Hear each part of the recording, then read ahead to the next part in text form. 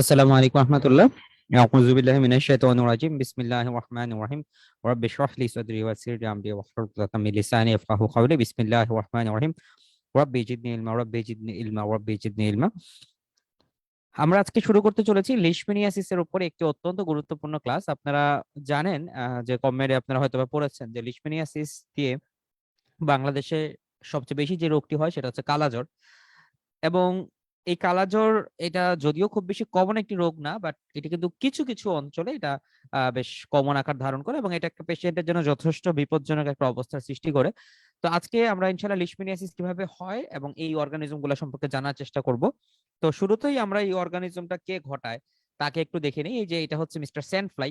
So আপনারা দেখতে পাচ্ছেন যে মিস্টার স্যান্ড ফ্লাই একটা মানুষকে কামড় দিচ্ছে, মানুষের শরীরে গিয়ে বসছে। স্যান্ড ফ্লাই এর একটা ইম্পর্টেন্ট ব্যাপার হচ্ছে এর পাখাগুলা একটু বড় সাইজের হয়, ঠিক আছে? যে প্রথম উপরের যে দুইটা পাখা এটা একটু বড় সাইজের হয় এবং সাধারণত লিশমেনিয়াসিসটা একটু হোপ করতে পারে, মানে একটু লাফাতে পারে নর্মাল মাছির থেকে। মাছি মশার মাঝামাঝি যদি আপনি কিছু বলতে চান, এই মাছি এবং মশার মাঝামাঝি যে প্রাণীটা, যেই অর্গানিজম না আসলে যে প্রাণী এটাই বলা যায়, সেটাকে আমরা বলতে পারি হচ্ছে স্যান্ড ফ্লাই। এবং সেই স্যান্ড ফ্লাইয়ের কামড়েই কিন্তু মূলত এই লিশমেনিয়াসিসটা হচ্ছে। সো লিশমেনিয়া প্যারাসাইট দিয়ে আমাদের যে রোগ হয় সেটাকে আমরা বলছি লিশমেনিয়াসিস। এন্ড লিশমেনিয়াসিসের ক্ষেত্রে আমাদেরকে যেটা খেয়াল রাখতে হবে, এটা কোত্থেকে এই নামটা আসলো। একজন যিনি আবিষ্কার করলেন লিশমেনিয়াসিসটা, তার নাম হচ্ছে মিস্টার লিশম্যান। তো সেখান থেকে আসলে আমরা লিশমেনিয়াসিস রোগটা পাচ্ছি। স্যার উইলিয়াম লিশম্যান, উনি এই ফ্লাজেলেট প্রোটোজোয়াটাকে আবিষ্কার করলেন এবং সেখান থেকে আমরা বলছি যে রোগটাকে লিশমেনিয়াসিস, ঠিক আছে? তো এটা আসলে অনেককে আক্রমণ করতে পারে, মানুষকে এবং আরো অন্যান্য কিছু গবাদি পশুকে এখানে আক্রমণ করতে পারে। সো এখানে কিছু ছবি দেখানো হচ্ছে, আপনারা যদি গুগল ঘাটেন এই ছবিগুলো পেয়ে যাবেন, ঠিক আছে? তো আমরা আর কথা না বাড়াই, আমরা চলে যাই হচ্ছে লিশমেনিয়াসিস আসলে আমরা কি পাবো। সো লিশমেনিয়াসিস আপনি কয়েক রকমের পাবেন। এখানে কিছু মানুষের ছবি আমরা দেখতে পাচ্ছি যে তাদের খুব বাজে অবস্থা। তো এই জিনিসগুলো আমরা একটু বই থেকে দেখি, এরপর আপনাদেরকে ভালো করে আমরা আলোচনা করব। তাহলে প্রথমত আসেন, এখানে কিছু ইম্পর্টেন্ট জিনিস আমরা শিখবো যে এই লিশমেনিয়াসিসকে আমরা আমরা কোন ধরনের ফ্লাজেলেটের অন্তর্গত বললাম। এদেরকে আমরা বলছি হিমোফ্লাজেলেট, ঠিক আছে? তাহলে আমরা আগের ক্লাসগুলোতে যেটা আলোচনা করেছিলাম সেখানে আমরা বলেছিলাম ইন্টেস্টাইনাল ফ্লাজেলেট, বাট আজকে আমরা যেই ফ্লাজেলেট নিয়ে কথা বলছি সেটা হচ্ছে হিমোফ্লাজেলেট। তার মানে এই ফ্লাজেলেট গুলা কোথায় থাকবে? অ্যান্সার হচ্ছে ফ্লাজেলেট গুলা রক্তে থাকবে। তাহলে এই প্রথম একটা কথা কিন্তু আমরা শিখে ফেললাম যে হিমোফ্লাজেলেট আসলে কারা। হিমোফ্লাজেলেটস আর ফ্লাজেলেটেড প্রোটোজোয়া, যেহেতু আমরা প্রোটোজোয়ার মধ্যে আছি এখনো। তো হিমোফ্লাজেলেটস আর flagellated protozoa that are found in peripheral blood circulation. তার মানে পেরিফেরাল ব্লাড সার্কুলেশন আপনি যাদেরকে পাচ্ছেন তাদেরকে কিন্তু আপনি বলছেন হিমোফ্লাজেলেট। এবং এই হিমোফ্লাজেলেট গুলা মোটামুটি দুইটা হোস্টকে সাধারণত আক্রমণ করে থাকে। প্রথমত একটা ভার্টেব্রেট হোস্ট, যেমন হচ্ছে যে হিউম্যান, এবং হচ্ছে একটা ইনসেক্ট ভেক্টর, ঠিক আছে? তাহলে এই যে একটা ইনসেক্ট মানে স্যান্ড ফ্লাইয়ের কথা আমরা বললাম, এরকম আরো কিছু আমরা নাম ইনশাআল্লাহ সামনে জানবো অন্যান্য অর্গানিজমের ক্ষেত্রে।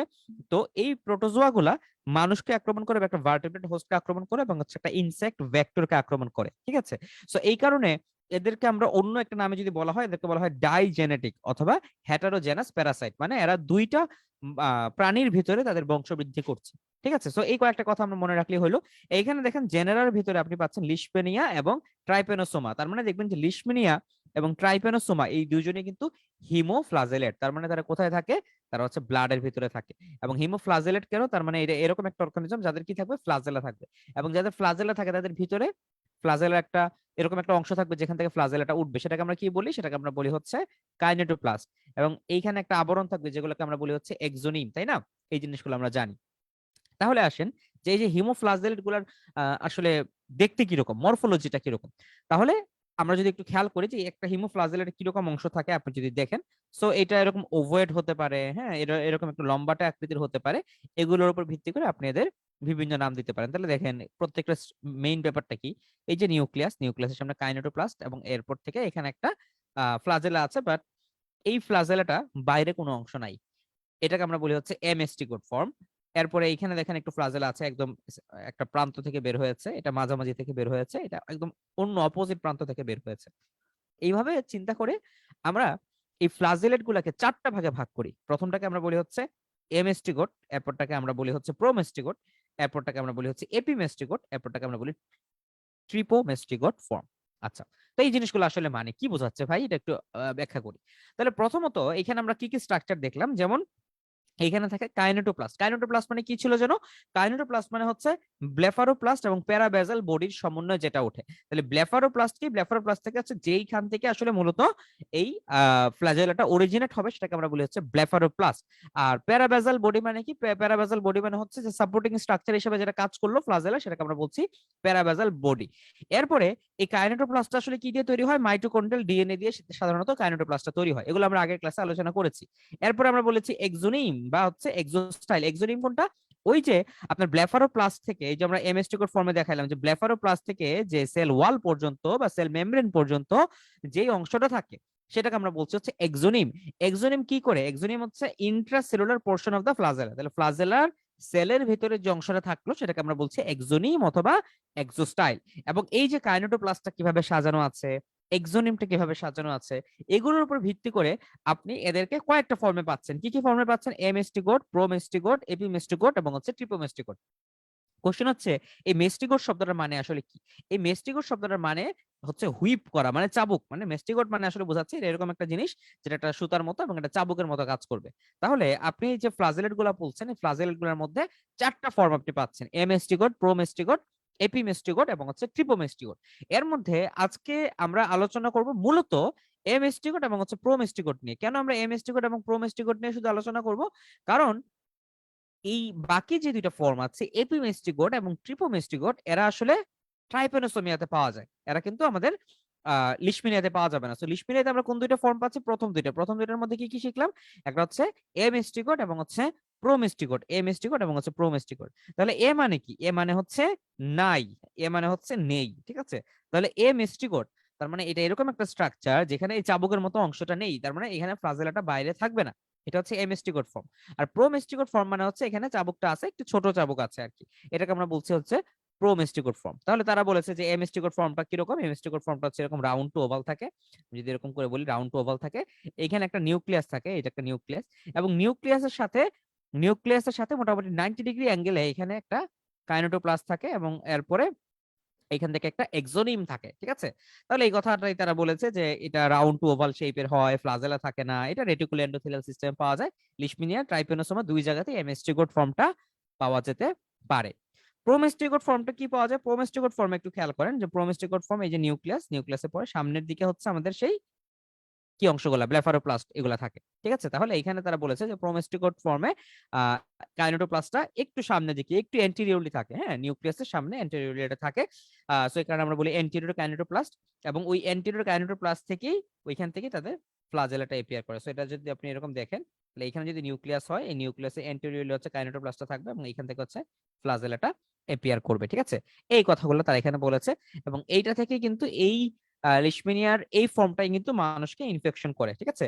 So this is the infective stage of leishmania. Okay, তাহলে এই কয়েকটা কথা আমরা খেয়াল রাখবো। তাহলে লিশমিনিয়ার আমরা দুইটা স্টেজ সম্পর্কে জানলাম। হ্যাঁ, লিশমিনিয়ার দুইটা স্ট্রাকচার সম্পর্কে জানলাম। বাকি দুইটা ইনশাল্লাহ আমরা একটু পরে আলোচনা করব। তাহলে সো এই যে দেখেন এই কথাগুলো আবার তারা এখানে লিখেছে। হ্যাঁ, তাহলে মরফোলজিটা আবার একটু দেখাই দিই। তাহলে লিশমিনিয়া কয়টা ফর্মে থাকলো? এবার এখন লিশমিনিয়ার ভিতর থেকে পড়াচ্ছি। তো লিশমিনিয়ার দুইটা ফর্ম থাকে, একটা হচ্ছে এমএসটিকোড ফর্ম। এমএসটিকোড ফর্মের ক্ষেত্রে এখানে একটা গুরুত্বপূর্ণ কথা, এমএসটিকোড ফর্মটাকে আমরা কিন্তু বলি অব্লিগেট ইন্টারসেলুলার। তার মানে কি? এই এমএসটিকোড ফর্মটা অবশ্যই কোন একটা সেলের মধ্যে বাঁচতে হবে। তাহলে লিশমিনিয়ার এমএসটিকোড ফর্মটা অত্যন্ত গুরুত্বপূর্ণ। এটা ইন্টারসেলুলার ফর্ম এবং এইটা কিন্তু infective stage to the vector, ঠিক আছে? এটা একটা ভেক্টরকে কিন্তু ইনফেকশন করবে। মানে আমরা জানি যে লিশমিনিয়া হচ্ছে হিউম্যানে থাকে আর হচ্ছে ইনসেক্টে থাকে। তাহলে যে হিউম্যান থেকে ইনসেক্টে কোন ফর্মটা পাস করে? অ্যান্সার হচ্ছে এমএসটিকোড ফর্মটা পাস করে। তাহলে ইনসেক্টের জন্য ইনফেক্টিভ ফর্ম কোনটা? ইনসেক্টকে আক্রমণ করে হচ্ছে এই এমএসটিকোড ফর্ম। এরপরে সে কোথায় থাকে? সে হচ্ছে রেটিকুলো এন্ডোথেলিয়াল সেলের মধ্যে থাকে। তাহলে রেটিকুলো এন্ডোথেলিয়াল সেল এরা কোথায় কোথায় আছে? রেটিকুলার এন্ডোথেলিয়াল সিস্টেম কোথায় কোথায় আছে? আমরা জানি যে আমাদের লিম্ফয়েড যে অর্গান গুলো আছে সেখানে এই সেলগুলো থাকবে। সো ম্যাক্রোফেজ, নিউট্রোফিল, আবার যেহেতু এন্ডোথেলিয়াল সেলের কথা বললাম, তাহলে লিভারের এন্ডোথেলিয়াল সেল। হ্যাঁ, সো লিভারের এন্ডোথেলিয়াল সেল, স্প্লিনের এন্ডোথেলিয়াল সেল, বোন মেরু, এই সমস্ত জায়গায় আপনি হচ্ছে এমএসটিকোর ফর্মটা পাবেন। তাহলে দেখেন ইম্পর্টেন্ট স্ট্রাকচার গুলো, লিম্ফয়েড অর্গান। হ্যাঁ, তাহলে আপনি লিভার, স্প্লিন, বোন মেরু, রেটিকুলো, এন্ডোথেলিয়া, ওইসব জায়গায় আপনি এটাকে পাচ্ছেন। রেটিকুলো মানে জালের মতো। হ্যাঁ, এন্ডোথেলিয়াল মানে তো এন্ডোথেলিয়াম বুঝি। তার মানে এখানে কিছু সেলের মধ্যে থাকবে এবং হচ্ছে লিভার, স্প্লিন, বোন মেরু এই অর্গান গুলোতে এরা বেশি থাকবে, ঠিক আছে, এবং যে কোনো ভার্টিব্রেট হোস্টকে সে আক্রমণ করতে পারে, মানে এটা হতে পারে হিউম্যান, এটা হতে পারে ডগ, হতে পারে রডেন্ট, এইসব জায়গায় এরা আক্রমণ করে। নিউক্লিয়াসটা কিরকম, আপনার নিউক্লিয়াস দেখেই বুঝছি যে এটা একটা ওভাল একটা নিউক্লিয়াস বা রাউন্ড একটা নিউক্লিয়াস, এটা মোটামুটি সেন্টারে থাকে। এরপরে কাইনেটোপ্লাস্টটা কোথায় থাকে? কাইনেটোপ্লাস্টটা কিভাবে তৈরি হয়? মাইটোকন্ড্রিয়াল ডিএনএ দিয়ে কাইনেটোপ্লাস্টটা তৈরি হয়। কাইনেটোপ্লাস্টে কি থাকে? ব্লেফারোপ্লাস্ট এবং প্যারাবেজাল বডি। কাইনেটোপ্লাস্টটা কোথায় থাকে? কাইনেটোপ্লাস্টটা হচ্ছে এইখানে থাকে, ঠিক আছে। তো আপনি যদি নিউক্লিয়াস চিন্তা করেন, সো নিউক্লিয়াস চিন্তা করলে এটা মোটামুটি নিউক্লিয়াসের সাথে কত ডিগ্রি কোণ করে আছে? 90 ডিগ্রি কোণ করে আছে, তাই না? সেই কারণে বলা হয় যে এই কাইনেটোপ্লাস্টটা এই নিউক্লিয়াসের সাথে রাইট অ্যাঙ্গেলে থাকে। কাইনেটোপ্লাস্টটা নিউক্লিয়াসের সাথে রাইট অ্যাঙ্গেলে থাকে। তাহলে এই কথাগুলো আমরা কিন্তু পরীক্ষার খাতায় লিখতে হবে। আচ্ছা, এরপর এক্সোনেম। এক্সোনেম কোনটা ছিল? Intracellular portion of the flagella. তাহলে এটাকে আমরা কি বলছি? So this is axoneme. হ্যাঁ, এটা হচ্ছে এক্সোনেম। ওকে, তাহলে এখানে আমরা এটা এক্সোনেম পাইলাম। তাহলে এক্সোনেম extends from the blepharoplast to the cell wall and it represents the intracellular portion of the flagella. তাহলে এমএসটিকট ফর্মে এক্সটার্নাল কোন ফ্লাজেলা আছে? নাই। যেহেতু এক্সটার্নাল কোন ফ্লাজেলা নাই, তাহলে সে কি মুভ করতে পারবে? ডেফিনেটলি না, কারণ ফ্লাজেলাটা হচ্ছে একটা বৈঠার মতো কাজ করে। যেই নৌকাতে বৈঠা নাই সেই নৌকা মুভ করে না। তাহলে এই লিশমিনিয়াসিসের এমএসটিকট ফর্মে যেহেতু এক্সটার্নাল কোনো ফ্লাজেলা নাই, তাহলে এটা কি করতে পারে না? এটা কোনো মুভমেন্ট করতে পারে না। এরপরে আসলে হচ্ছে ভেকিউল বলতে আমরা কি বুঝি? তাহলে ভেকিউলকে বলা হচ্ছে ভেকিউল ইজ এ ক্লিয়ার স্পেস। ভেকিউল কোন জায়গাটা? দেখেন এখানে হচ্ছে আমাদের এই যে এক্সোনেমের কাছে কিছু ভেকিউল থাকতে পারে, এই যে গোলকাল কিছু জিনিস থাকে, এরকম একটা স্ট্রাকচার থাকে, এগুলোকে বলা হয় ভেকিউল। সো ভেকিউলের স্ট্রাকচার নিয়ে আসলে আমাদের তো প্যারা নিয়ে লাভ নাই, এটা পরীক্ষাতে লিখলে লিখেন, না লিখলেও সমস্যা নাই। ওকে,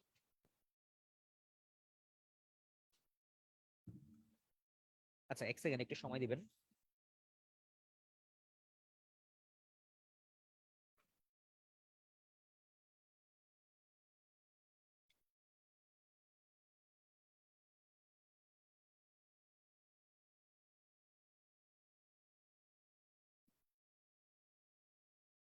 ওকে, সো আমরা মোটামুটি বুঝতে পারলাম যে এই জিনিস, এই স্ট্রাকচার গুলা কি কি। তাহলে আমরা শিখলাম যে লিশমিনিয়ার একটা ইম্পর্টেন্ট অংশ হচ্ছে কি, লিশমিনিয়ার একটা ইম্পর্টেন্ট অংশ অংশ হচ্ছে ভাই এমএসটি গোড।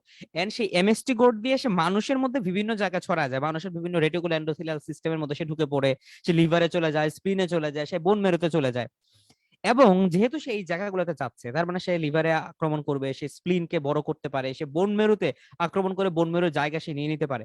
যখন সে এই কাজগুলো করবে তখন কি ঘটনা ঘটবে? দেখবেন যে বোন মেরুর ক্ষেত্রে প্যানসাইটোপেনিয়া হয়ে গেছে।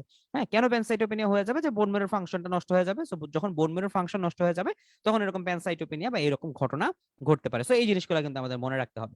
আচ্ছা, পাশাপাশি এই এমএসটিকোড ফর্মটা আরেকটা কাজ করে। এই এমএসটিকোড ফর্মটা কি করলো? সে স্যান্ড ফ্লাই কি ইনফেকশন করে, স্যান্ড ফ্লাই এর শরীরে গিয়ে সে ঢুকে যেতে পারে। ওকে, তাহলে এমএসটিকোড ফর্ম নিয়ে আশা করি আপনাদের কোনো কোশ্চেন আর থাকলো না। এবার আসেন যে প্রোমেস্টিকোড ফর্মটা কি করে। তাহলে প্রোমেস্টিকোড ফর্ম একটু খেয়াল করেন, প্রোমেস্টিকোড ফর্মের স্ট্রাকচারটা একবার দেখে নেন। এখানে নিউক্লিয়াস থাকে, নিউক্লিয়াসের এন্টিরিয়র পোর্শন হচ্ছে আমাদের ব্লেফারোপ্লাস্টটা থাকে। ব্লেফারোপ্লাস্টে কি থাকে? মানে কাইনেটোপ্লাস্ট থাকে। কাইনেটোপ্লাস্টে ব্লেফারোপ্লাস্ট এবং প্যারাবেজাল বডি থাকে। এবং এরপরে দেখেন এটা কিন্তু একটা এক্সটার্নাল ফ্লাজেলা আছে। তাহলে প্রোমেস্টিকোড ফর্মটা কি মোটাইল হবে? অ্যান্সার হচ্ছে ইয়েস, সে মোটাইল হবে, সে নড়াচড়া করতে পারবে। এবং এই প্রোমেস্টিকোড ফর্মটাই মূলত এমএসটিকোড ফর্ম থেকে ডেভেলপ করে, এবং স্যানফ্লাইয়ের মধ্যে প্রোমেস্টিকোড ফর্মটাই থাকে।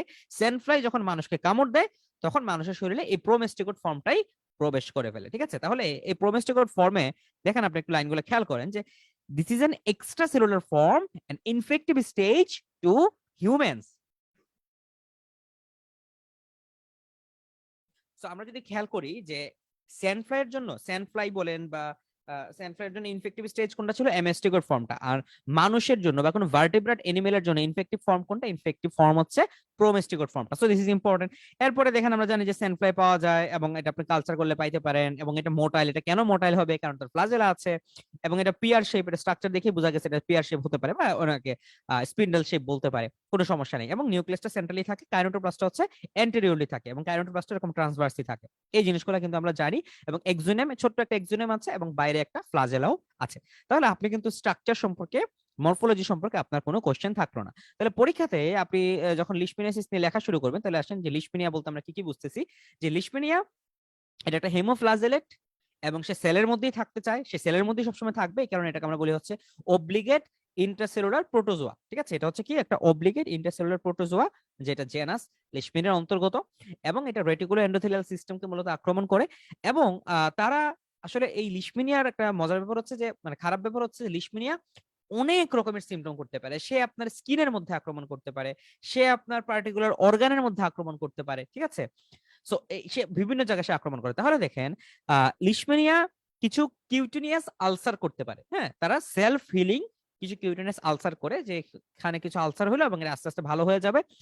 এছাড়াও সে একদম ভিসেরাতে আক্রমণ করতে পারে। সো যেই যেই লিশমেনিয়া ভিসেরাতে আক্রমণ করে আপনি তাকে বলবেন ভিসেরাল লিশমেনিয়াসিস। যেই লিশমেনিয়া আপনার স্কিনে আক্রমণ করবে আপনি তাকে বলবেন কিউটেনিয়াস লিশমেনিয়াসিস। তাহলে এইভাবে আপনি নামগুলা আমরা ঠিকঠাক করতে পারি, এবং এটাকে আমরা মোটামুটি জুনোটিক ডিজিজ হিসেবে বলতে পারি। জুনোটিক ডিজিজ হিসেবে কেন বলতে পারি? যেমন ধরেন একটা ডগ হচ্ছে শুরুতে আক্রান্ত, তাহলে এই ডগটাকে কামড় দিলে একটা স্যান্ড ফ্লাই, তাহলে যখন একটা ডগটাকে একটা স্যান্ড ফ্লাই কামড় দিচ্ছে, এই ডগ থেকে একটা স্যান্ড ফ্লাই আক্রমণ মানে আক্রান্ত হয়ে যাচ্ছে, দেন সেই স্যান্ড ফ্লাই কামড় দিল একটা মানুষকে, তাহলে সেখান থেকে সে মানুষ আক্রান্ত হচ্ছে। তাহলে দেখেন এই ডগটা যদি এটা রিজার্ভার হয়, সেখান থেকে এটা হোস্ট হচ্ছে, আহ এটা ডগটা হোস্ট হিসেবে কাজ করতে পারে, ডগটা রিজার্ভার হিসেবে কাজ করতে পারে, সেখান থেকে স্যান্ড ফ্লাই আক্রমণ হলো, সেটা ভেক্টর হিসেবে কাজ করলো, এবং এটা কাকে আদান প্রদান করলো? মানুষের মধ্যে সে প্যারাসাইটটাকে দিয়ে দিল। তাহলে এই কারণে আমাদেরকে এটা খেয়াল রাখতে হবে যে এটা কিন্তু মানুষ থেকে মানুষে ট্রান্সমিট হতে পারে। কিভাবে? ব্লাড ট্রান্সফিউশনের মাধ্যমে হতে পারে, খুবই খুবই খুবই কম পরিমাণে হয়। তবে ইম্পর্টেন্ট ব্যাপার হচ্ছে এটা জোনোটিক ট্রান্সমিশনটা কিন্তু এখানে বেশি হয়ে থাকে, ঠিক আছে? ওকে, এরপরে দেখেন এটা কিভাবে ট্রান্সমিট হয়। এই যে ফিমেল যে স্যান্ডফ্লাই আছে, ফিমেল স্যান্ডফ্লাই এর কামড়ের মাধ্যমে মূলত এটা ফিমেল স্যান্ডফ্লাই এর কামড়ের মাধ্যমে মূলত এটা ট্রান্সফার হচ্ছে। সো এই কথাগুলো ভাই আমাদেরকে কিন্তু মনে রাখতে হবে, ঠিক আছে? তাহলে আপনাকে যদি জিজ্ঞেস করে যে এটা এটা আসলে কোন রুটের মধ্যে কোন রুটে ঢুকতে পারে, তাহলে আমাদেরকে এখানে একটু বলে দিতে হবে যে রুট অফ এন্ট্রিটা কি। সো আমরা যদি একটু বলি যে এটা রুট অফ এন্ট্রি, এটাকে একটু আপনার ভালো করে মনে রাখবেন যে রুট অফ এন্ট্রি জিজ্ঞেস করতে পারে পরীক্ষাতে, হ্যাঁ। স্যার কি হয় আমাদের শরীরে ঢুকে? So route of entry, route of এন্ট্রিতে আপনি একটা পাচ্ছেন যে through skin by biting of sandfly, ঠিক আছে? তাহলে স্যান্ডফ্লাই, অথবা আপনি বলতে পারেন বাই বাইটিং অফ ভেক্টর। তাহলে ভেক্টরের কামড়ের মাধ্যমে এটা শরীরে ঢুকছে। এছাড়া এছাড়া আপনি আরো যেটা বলতে পারেন যে ব্লাড ট্রান্সফিউশনের মাধ্যমে আসতে পারে কিছু ফর্ম, কারণ যেহেতু এটা ব্লাডের মধ্যে থাকে অর্গানিজমটা, সো ব্লাড ট্রান্সফিউশন থেকে এটা আসতে পারে। অথবা এটা আসতে পারে ভার্টিক্যালি, কেউ কেউ বলে যে ভার্টিক্যালি মাদার টু ফিটাস, এটা আসতে পারে, ঠিক আছে? ভার্টিক্যালি মাদার টু ফিটাস এটা আসতে পারে। ওকে, সো এই কয়েকটা কথা আমাদের খেয়াল রাখতে হবে। এরপরে এদের হেবিটেট কোথায়, এরা কোথায় থাকে? থাকে হচ্ছে রেটিকুলো এন্ডোথেলিয়াল সিস্টেমে, ঠিক আছে? এই কয়েকটা কথা খেয়াল রাখতে হবে। যদি বলা হয় যে হোস্ট, তাহলে হোস্ট আমরা কয় রকম শিখলাম? দুইটা হোস্ট থাকে, এর মধ্যে হিউম্যান আর হচ্ছে ইন্টারমিডিয়েট হোস্ট। হিউম্যানটা কি? হিউম্যান হচ্ছে তার ডেফিনেটিভ হোস্ট, হিউম্যান হচ্ছে তার ডেফিনেটিভ হোস্ট, ঠিক আছে? আর আপনার ইন্টারমিডিয়েট হোস্ট কোনটা? স্যান্ডফ্লাই। তাহলে স্যান্ডফ্লাই হচ্ছে তার ইন্টারমিডিয়েট হোস্ট, ইন্টারমিডিয়েট হোস্ট। তাহলে ভাই এই পয়েন্টগুলো কিন্তু খেয়াল রাখতে হবে। এরপরে আমরা বললাম যে তার ইনফেক্টিভ ফর্ম, ইনফেক্টিভ ফর্ম তো স্যান্ডফ্লাইয়ের জন্য ইনফেক্টিভ ফর্ম হচ্ছে আপনার এমএসটি গট, কিন্তু মানুষের জন্য আমরা যখন ইনফেক্টিভ ফর্মটা বলবো, তাহলে মরফোলজিক ফর্মে আমরা যেটা শিখলাম, মরফোলজিক ফর্মে আমরা দুইটা ফর্ম শিখলাম, একটা হচ্ছে এমএসটি গট আর একটা হচ্ছে প্রোমেস্টি গট। আপনি মনে রাখবেন এমএসটি গট যে ফর্মটা, এইটাকে মূলত আমরা বলি হচ্ছে প্যাথোজেনিক ফর্ম, ঠিক আছে? এটাকে মানুষের ক্ষেত্রে বলা হবে প্যাথোজেনিক ফর্ম, কারণ মানুষের যে প্যাথোজেনিসিটি যেটা আছে, যে রোগগুলো আছে, এমএসটি গট ফর্মটা করছে। আর প্রোমেস্টি গট ফর্মটা হচ্ছে স্যান্ডফ্লাই থেকে মানুষের শরীরে ঢুকে, সুতরাং এটাকে আমরা বলতে পারি হচ্ছে ইনফেক্টিভ ফর্ম, ঠিক আছে? So promastigote form is the infective form to human.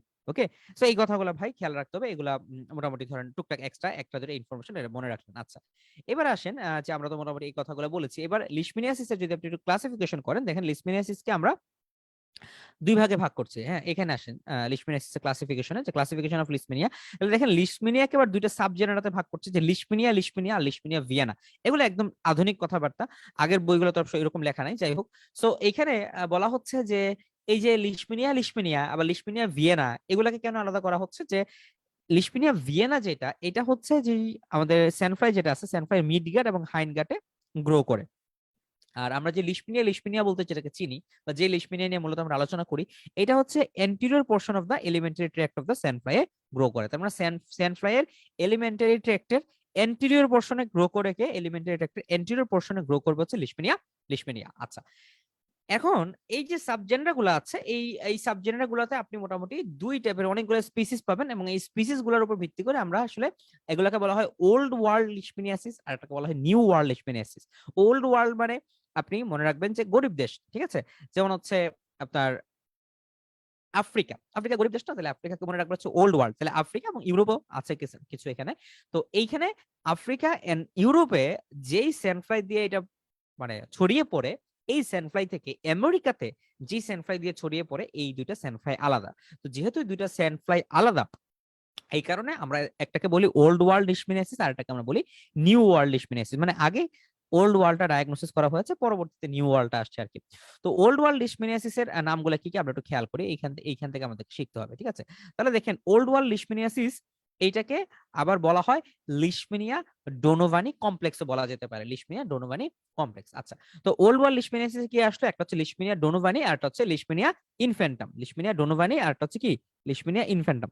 তো লিশমিনিয়া ডোনোভানিটা কি আমরা যে আমাদের যে কমন, হ্যাঁ, এই যেমন ইন্ডিয়ান সাবকন্টিনেন্টে বাংলাদেশে কোনটা আছে, এটা আসলে লিশমিনিয়া ডোনোভানিটা হচ্ছে আমাদের এখানে কমন, ঠিক আছে। তাহলে আমরা এটা এটা খেয়াল রাখবো যে লিশমিনিয়া ডোনোভানি এটা হচ্ছে আমাদের দেশে কমন হিসেবে আছে। আচ্ছা, এরপরে এটা সাউথ এশিয়াতে আছে, ইন্ডিয়ান সাবকন্টিনেন্টে আছে, এটা মিডল ইস্টে আছে, আফ্রিকাতে আছে, চায়নাতে আছে। আচ্ছা, এরপরে আমরা আসি যদি এটা এজ ইউজুয়াল ফ্লেবোটোমাস দিয়ে ছড়িয়ে যায়, এবং এটা মোটামুটি মানুষকে আক্রমণ করবে। আমরা এতক্ষণ পর্যন্ত ধরে যা পড়লাম সেই জিনিস আমরা এখানে পাচ্ছি। আচ্ছা, কি হইলো আমার, হঠাৎ করে পেনটা কেন কাজ করছে না? আচ্ছা, আমার পেনের চার্জ চলে গেছে, দাঁড়ান আরেকটা পেন নিয়ে আসি, একটু অপেক্ষা করবেন।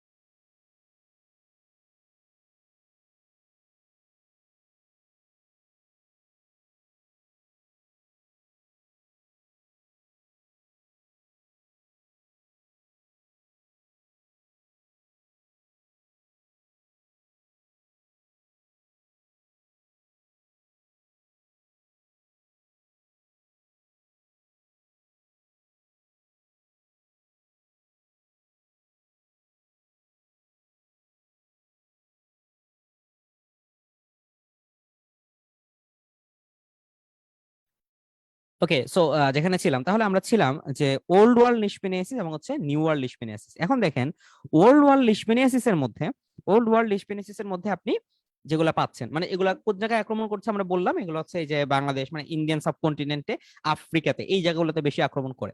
আচ্ছা, তো এখানে আপনি পাচ্ছেন যে লিশমিনিয়া ডোনোভানি এবং হচ্ছে লিশমিনিয়া ইনফ্যান্টাম। তাহলে ইনফ্যান্টাম মানে কি, এটা কিন্তু বাচ্চাদেরকে আক্রমণ করবে, মানে ইনফ্যান্টে এটা দিয়ে ইনফেকশন হবে। তাহলে এই কথাটা আপনি মনে রাখবেন। এবং এখানে খেয়াল করেন যে এরা সবাই হচ্ছে ভিসেরাল লিশমিনিয়াসিস করে, এরা সবাই কি লিশমিনিয়াসিস করে, ভিসেরাল লিশমিনিয়াসিস, এই যে ভিসেরাল লিশমিনিয়াসিস। তাহলে লিশমিনিয়া ডোনোভানি, লিশমিনিয়া ইনফ্যান্টাম, এরা কি করে, এরা হচ্ছে ভিসেরাল লিশমিনিয়াসিস করে। তাহলে এই কথা দুটো আমাদেরকে খেয়াল রাখতে হবে।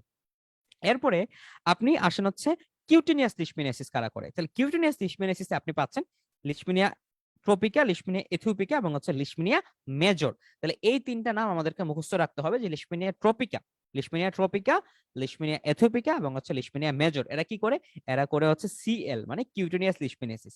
তাহলে কিউটিনিয়াস লিশমিনিয়াসিস বলতে আসলে আমরা কি বুঝি, কিউটিনিয়াস লিশমিনিয়াসিস মানে হচ্ছে আপনার চামড়ায় রোগ হবে, কিউটিনিয়াস লিশমিনিয়াসিস। আর আপনার ভিএল মানে ভিসেরাল লিশমিনিয়াসিস মানে হচ্ছে আপনার ভিসেরাতে আক্রমণ হবে। তাহলে এই কথাগুলো কিন্তু ভাই আমাদের মনে রাখতে হবে। আপনাদের বইগুলোতে দেখবেন যে লিশমিনিয়া ট্রপিকাকে, হ্যাঁ, লিশমিনিয়া ট্রপিকাকে কিন্তু আপনার কিসের মধ্যে ঢুকাইছে, ভিসেরাল লিশমিনিয়াসিসে ঢুকিয়েছে না। ট্রপিকা মানে হচ্ছে ট্রপিক্যাল, এবং এটা স্কিনের মধ্যে এফেক্ট করবে, আপনারাও এটাই বলবেন, ঠিক আছে। আচ্ছা, এরপর লিশমিনিয়া ট্রপিকা, লিশমিনিয়া এথিওপিকা এটা করতে পারে ডিসিএল। ডিসিএল মানে ডিফিউজ কিউটিনিয়াস লিশমিনিয়াসিস। এখন আপনি বলতে পারেন যে ভাই, কিউটিনিয়াস লিশমিনিয়াসিস আর ডিফিউজ কিউটিনিয়াস লিশমিনিয়াসিস পার্থক্য কি? কিউটেনিয়াস লিশমেনিয়াসিস মানে আপনার চামড়া এফেক্ট করতেছে, আর ডিফিউজ কিউটেনিয়াস মানে আপনার সারা শরীরের অসংখ্য জায়গার চামড়ার মধ্যে সে এফেক্ট করবে। তাহলে আমরা একটু মুখস্থ করার চেষ্টা করি যে leishmania old world, new world. Old ওয়ার্ল্ডের মধ্যে ভিসেরাল কারা কারা করে আমরা একটু লিখে লিখে বলি, হ্যাঁ? তাহলে আপনি আবার চিন্তা করেন, কোনো সমস্যা নেই, এগুলো খুবই মজার ব্যাপার। সো আমরা আসি, তাহলে লিশমেনিয়াসিস, এই লিশমেনিয়াসিস এর মধ্যে আমরা পাচ্ছি হচ্ছে মেনিয়াসিস, আমরা পাচ্ছি ওল্ড ওয়ার্ল্ড। তো এই ওল্ড ওয়ার্ল্ড লিশমেনিয়াসিস এর মধ্যে আবার আমরা পাচ্ছি দুই রকম, একটা হচ্ছে ভিসেরাল লিশমেনিয়াসিস, একটা হচ্ছে কিউটেনিয়াস লিশমেনিয়াসিস। হ্যাঁ, এই ভিসেরাল লিশমেনিয়াসিস কারা কারা করলো, দুইটা নাম মনে রাখবেন, যে লিশমেনিয়া ডোনোভানি, লিশমেনিয়া ডোনোভানি, আর হচ্ছে লিশমেনিয়া ইনফ্যান্টাম। আর কিউটেনিয়াস কারা কারা করলো, লিশমেনিয়া ট্রপিকা, লিশমেনিয়া ইথিওপিকা, এবং হচ্ছে লিশমেনিয়া মেজর। ওকে, তাহলে আমাদের এই ওল্ড ওয়ার্ল্ড লিশমেনিয়াসিস নিয়ে যা জানার তা আমরা জেনে ফেলতে পারছি। এবার আসেন নিউ ওয়ার্ল্ড লিশমেনিয়াসিস। নিউ ওয়ার্ল্ড লিশমেনিয়াসিস এর নামগুলা মনে রাখা খুবই সহজ, এবং এই নিউ ওয়ার্ল্ড লিশমেনিয়াসিস আপনি পাবেন ভিসেরাল লিশমেনিয়াসিস, আপনি পাবেন হচ্ছে কিউটেনিয়াস লিশমেনিয়াসিস। এই ভিসেরাল লিশমেনিয়াসিস কারা করে, এক ভিসেরাল লিশমেনিয়াসিস আসলে মূলত একজন করে। সো এটা মনে রাখলে হবে যে এটা নাম হচ্ছে লিশমেনিয়া চ্যাগাস। আমরা দেখাচ্ছি আপনাকে সবগুলা, তখন আপনি নামগুলো মুখস্থ করতে পারবেন। তাহলে এই যে নিউ ওয়ার্ল্ড লিশমেনিয়াসিস এর মধ্যে লিশমেনিয়া চ্যাগাসি, এটা করা হচ্ছে ভিসেরাল লিশমেনিয়াসিস, আর কিন্তু ভিসেরালে কেউ নাই। হ্যাঁ, এরপরে আপনি যদি বলেন যে কিউটেনিয়াস লিশমেনিয়াসিস কারা করে, তাহলে কিউটেনিয়াস লিশমেনিয়াসিস এর মধ্যে আছে লিশমেনিয়া মেক্সিকানা, তার মানে মেক্সিকোতে এটা হচ্ছে।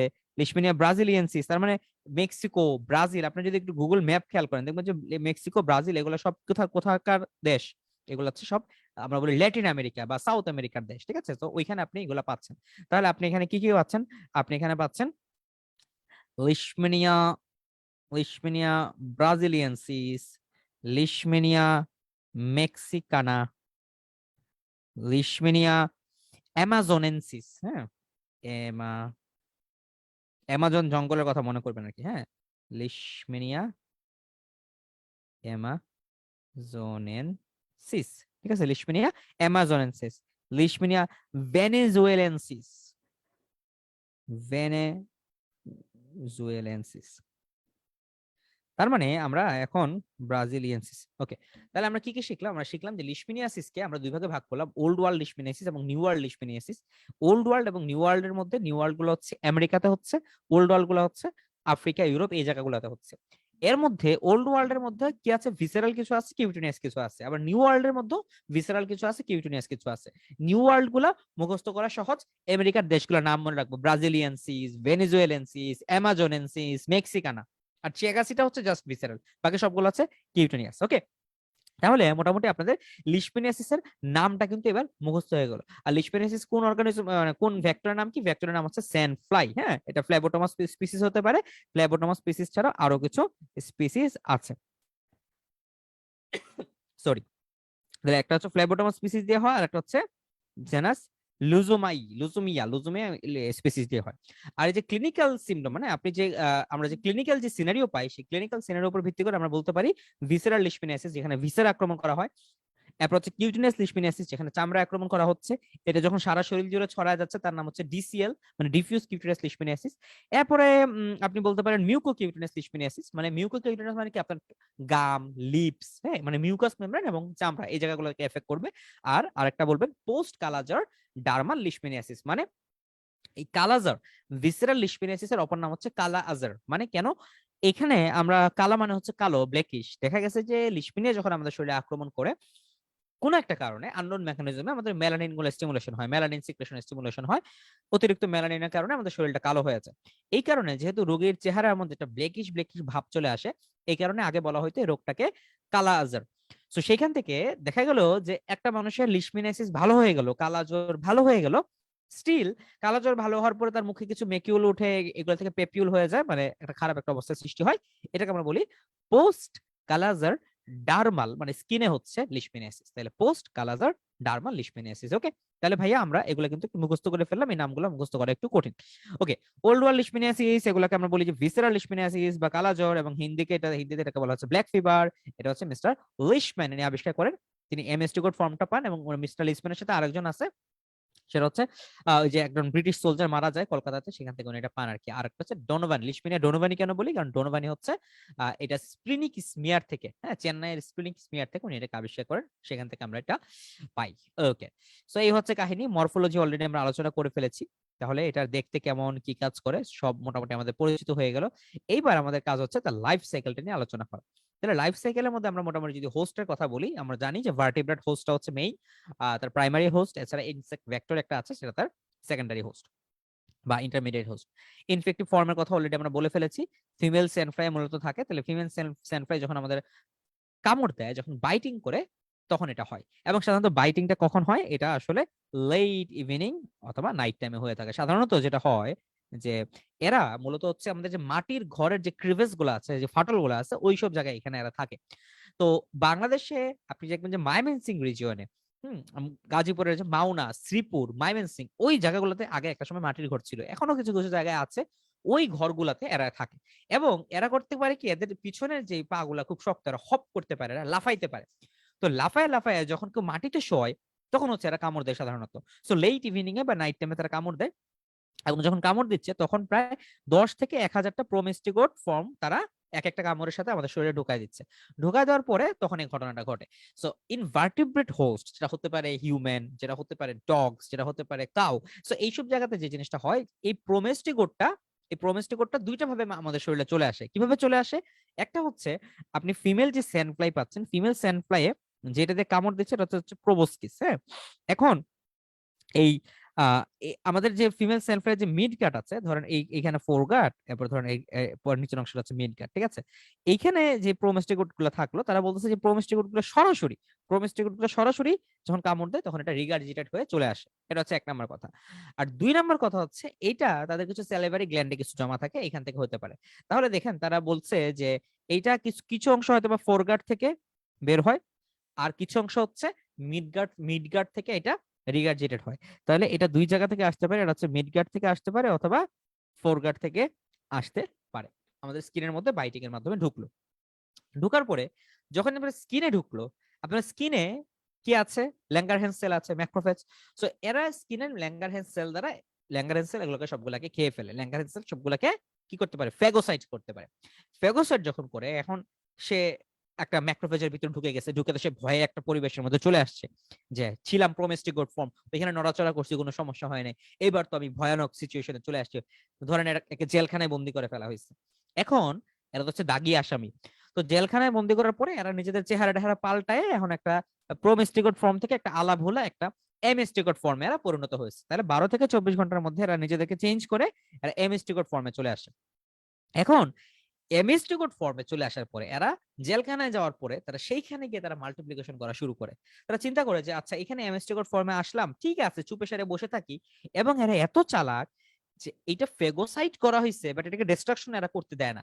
কিভাবে ডিস্ট্রাকশন করতে দেয় না, আপনাদেরকে একটু পরে আমি বলবো। তাহলে তারা কি করে, তারা ডিস্ট্রাক্টেড না হয়ে তারা সেই ম্যাক্রোফেজের ভিতরে তারা বাইনারি ফিশনের মাধ্যমে তারা মাল্টিপ্লাই করতে থাকে। এবং যখন তারা মাল্টিপ্লাই করতে থাকে, তারা ম্যাক্রোফেজের মাধ্যমে তারা মাল্টিপ্লাই করতেছে। আপনি চিন্তা করেন যে ম্যাক্রোফেজ যেটা বিভিন্ন জায়গায় তার এক্সেস আছে, সে চলে যায় স্প্লিনে, সে চলে যায় লিভারে, সে চলে যায় বোন মেরুতে, সে বিভিন্ন জায়গায় চলে যায়। সো এইভাবে সে ম্যাক্রোফেজের মাধ্যমে সমস্ত সার্কুলেশনে আস্তে আস্তে সে ছড়ায় পড়ে। এবং যেহেতু সে ম্যাক্রোফেজের মাধ্যমে সে ব্লাডের সমস্ত জায়গায় ছড়ায় যেতে পারছে, এই কারণে এটাকে আমরা বলি হচ্ছে হিমোফ্লাজেলের। তো তারা মাল্টিপ্লাই করতে করতে যখন ম্যাক্রোফেজটা একদম মানে ওভারলি ফুলড হয়ে যাচ্ছে, মানে ম্যাক্রোফেজ আর কোনো জায়গা নাই, তখন সে ম্যাক্রোফেজটা রাপচার হয়ে যায়। ম্যাক্রোফেজটা রাপচার হয়ে গেলে তখন তারা সার্কুলেশনে বের হয়। তাহলে প্রথমে তারা প্রোমেস্টিগোট ফর্ম হিসেবে স্কিনে আসলো, স্কিনে আসার পরে ম্যাক্রোফেজ তাদেরকে খেয়ে ফেললো, খেয়ে ফেলার পরে তারা প্রোমেস্টিগোট ফর্ম থেকে আলাভুলা হয়ে এমএসটিগোট ফর্মে পরিণত হলো। এমএসটিগোট ফর্মে পরিণত হওয়ার পরে এইবার বললো যে যে জেলখানায় যে মালিক আছে, এটা টাকা পয়সা খাওয়াইলো, খাওয়াই বললো আমাকে মাইরো না। না মারার পরে কি করলো, আপনি যদি কাউকে না মারেন সে বংশবৃদ্ধি করবে। তাহলে এমএসটিগোট ফর্মটাকে আর কিল করা গেল না। এরপরে এমএসটিগোট ফর্মটা বাইনারি ফিউশন হওয়া শুরু করলো। আস্তে আস্তে আস্তে আস্তে বাড়তে বাড়তে বাড়তে বাড়তে পুরা ম্যাক্রোফেজ ভর্তি এমএসটিগোট। এরপরে ম্যাক্রোফেজটাকে সে রাপচার করে বের হয়ে গেল। And in the meantime ম্যাক্রোফেজটা আপনার সার্কুলেশনের মাধ্যমে সে স্প্লিনে চলে গেল এবং আরো বিভিন্ন জায়গায় চলে গেল।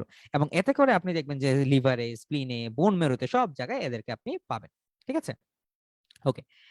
এটা গেল হচ্ছে হিউম্যানের কথা। হিউম্যানের কাহিনী আরো শেষ হয় না, আমরা আবার হিউম্যানের কাহিনীতে ফিরে আসবো। আর স্যান্ডফ্লাই কি হচ্ছে, আমরা জাস্ট একটা ট্রেইলার দিলাম, আমরা পুরো কাহিনী আবার বলবো। স্যান্ডফ্লাই যেখানে যে জিনিসটা হয়, এখন যখন এরা ম্যাক্রোফেজকে ফাটায় দিয়ে বের হইলো, তাহলে ম্যাক্রোফেজকে ফাটায় দিয়ে বের যখন হচ্ছে, তখন এরা ব্লাডে আছে। ব্লাডের মধ্যে কি ফর্মে আছে? এমএসটি কোড ফর্মে আছে। এখন এই ব্লাডটাকে আবার একটা স্যান্ডফ্লাই কামড় দিল, মানে ব্লাড না, মানে একটা মানুষটাকে একটা স্যান্ডফ্লাই কামড় দিল, কামড় দিয়ে সে ব্লাড শুষে নিল। তাহলে ওই ব্লাডের সাথে সে কাকে শুষে নিল? এমএসটি কোড ফর্মকে শুষে নিল। তাহলে যখন during the blood meal taken by the sandfly, the MST-gods are ingested and transformed into promestigod. তারা তাদের মিডগাটে যায়, মিডগাটে গিয়ে তারা আবার খোলস টোলস পাল্টায়, তারা প্রোমেস্টিগোড ফর্মে তারা পরিণত হয়ে যায়। এরপরে প্রোমেস্টিগোড ফর্মটা লঙ্গিচুরাল ফিউশন হয়, তারা মাঝ মাঝ বরাবর ভেঙে গিয়ে দুইটা দুইটা হয়, হয়ে সেই প্রোমেস্টিগোড ফর্মটা আস্তে আস্তে ভেরিয়াস স্টেজ পাস করে, এবং যেমন সাপোজ এই যে এমএসটিগোড আসলো, আসার পরে তারা প্রোসাইক্লিক প্রোমেস্টিগোড হইলো, এরপরে তারা আরো বিভিন্ন রকম নামটাম পার হয়ে তারা শেষ পর্যন্ত মেটাসাইক্লিক প্রোমেস্টিগোড হইলো। তার মানে সহজ কথা হচ্ছে ভাই, এই মেটাসাইক্লিক প্রোমেস্টিগোড বা আপনি প্রোমেস্টিগোড বললেও হবে, এই metacyclic promastigote multiply in the midgut of the vector by binary fission, এবং আস্তে আস্তে তারা কিছুটা অংশ প্রোবোস্কিসের কাছাকাছি মানে ফোর গাটে তারা চলে আসে, কিছু অংশ মিড গাটে থাকে, তাদের bulk of the amount mid গাটে থাকে, কিছু অংশ ফোর গাটে আসে। এরপর যখন আবার কামড় দেয়, তখন এই যে মিড গাট থেকে রিগার্জিটেড হয়, ফোর গাট থেকে কিছু আসে, সব প্রোমেস্টিগুড গুলা আমাদের কোথায় ছেড়ে দেয়? আমাদের ব্লাডে তখন তারা ছেড়ে দেয়। এবং এই স্যালফাইয়ের ভিতরে তারা মোটামুটি 4 থেকে 18 দিনের এরকম একটা সাইকেল তারা কমপ্লিট করে।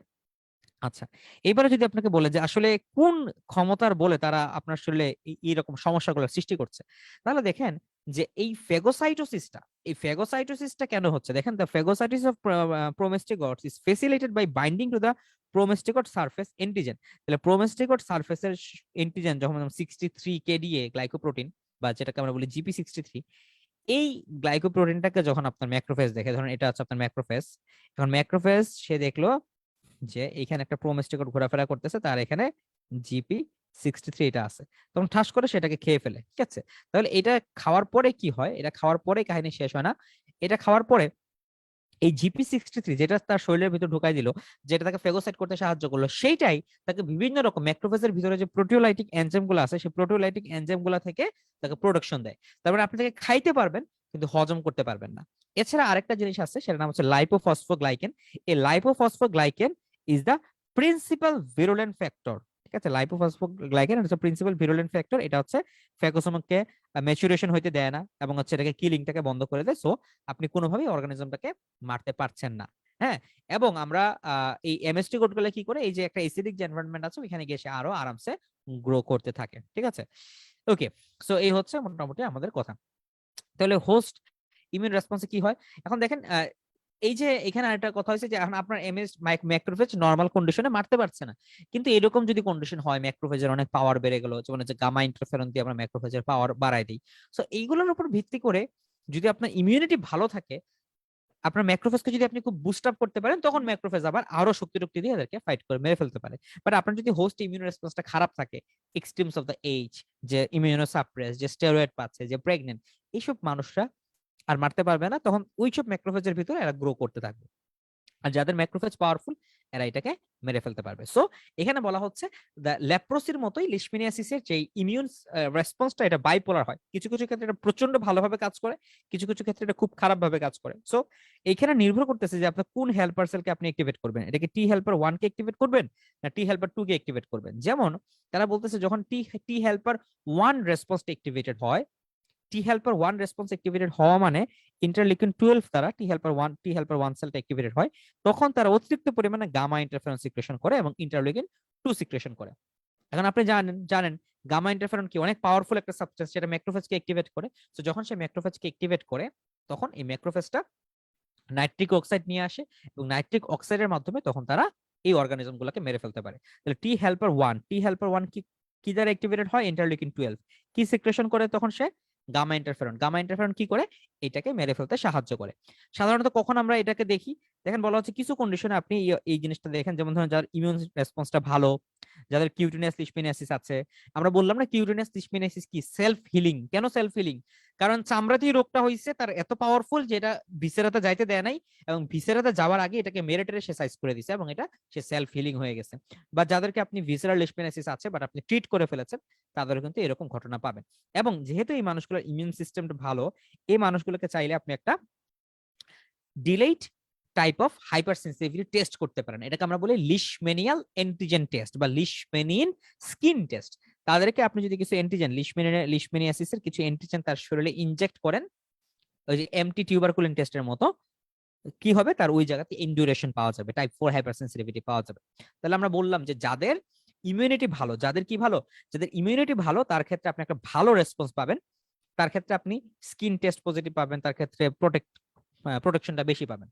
কিন্তু যার ক্ষেত্রে আপনি দেখবেন যে রেসপন্স খারাপ, যেমন হচ্ছে টি হেল্পার 2 সেলস, যাদের ক্ষেত্রে রেসপন্স করবে। এটা কেন হয়? যদি কেউ ইন্টারলিউকিন 10 ইন্টারলিউকিন 4 প্রোডাকশন করে, তখন যে জিনিসটা হয়, তারা আসলে এটাকে ট্রিট করতে পারে না, এটাকে মারতে পারে না। সো তখন এটা আর কিউটিনিয়াস অবস্থায় থাকে না, এটা হয়ে যায় ভিসেরাল লিশমেনিয়াসিস, এবং কিউটিনিয়াস থেকে এটা হয়ে যায় ডিফিউজ কিউটিনিয়াস লিশমেনিয়াসিস। এবং ওইখানে আরেকটা ইন্টারলিউকিন আসে টি হেল্পার 2 সেল থেকে, তখন আসে ইন্টারলিউকিন 10। এই ইন্টারলিউকিন 10 ম্যাক্রোফেজের অ্যাক্টিভিটিকে আরো কমিয়ে দেয়, এবং আসলে ম্যাক্রোফেজ তখন আর টিএনএফ আলফা নাইট্রিক অক্সাইড এগুলাকে আর বানায় না, মানে এগুলার প্রোডাকশনকে কমিয়ে দেয়। তখন এই ম্যাক্রোফেজটাই হয়ে যায় তাদের বাসা।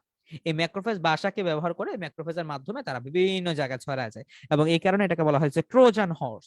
তো ট্রোজান হর্স হচ্ছে ট্রয়ের যুদ্ধে একটা হর্স পাঠানো হয়েছিল, এই হর্সের ভিতরে ম্যাক্রোফেজ, মানে এই হর্সের ভিতরে কিছু সৈনিক লুকায় ছিল। তো যে দুর্গের মধ্যে কেউ ঢুকতে পারতেছিল না, তো তারা এরকম একটা হর্সের একটা আকৃতি করে একটা গিফট তাদেরকে পাঠাইছে, যে পাঠাইলাম তোমাদেরকে। তো তারা গেট খুলে দিছে, একটা হর্স, একটা কাঠের একটা হর্স আসতেছে।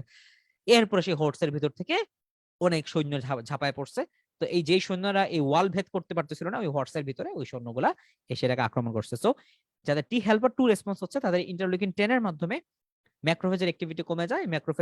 ম্যাক্রোফেজের মধ্যে তখন এরা অতিরিক্ত পরিমাণে গ্রো করা শুরু করে, এবং গ্রো করে তখন এই এমএসটি কোডটা সারা জায়গায় ছড়ায় যায়, এবং এই এমএসটি কোডগুলা ম্যাক্রোফেজকে রাপচার করে আমাদের শরীরে বের হয়, এবং বের হওয়ার পরে তারা বিভিন্ন জায়গায় গিয়ে লিম্ফেটিক্স এর মাধ্যমে ছড়িয়ে যাবে, রেটিকুলার এন্ডোথেলিয়াল সিস্টেমে ঢুকে যাবে, এবং এতে করে যে জিনিসটা হবে, আমাদের বোন ম্যারো ডিসফাংশন হবে, আমাদের স্প্লিন ডিসফাংশন হবে, স্প্লিন এনলার্জমেন্ট হয়ে যাবে, লিভার ডিসফাংশন হবে, লিভার এনলার্জমেন্ট হয়ে যাবে।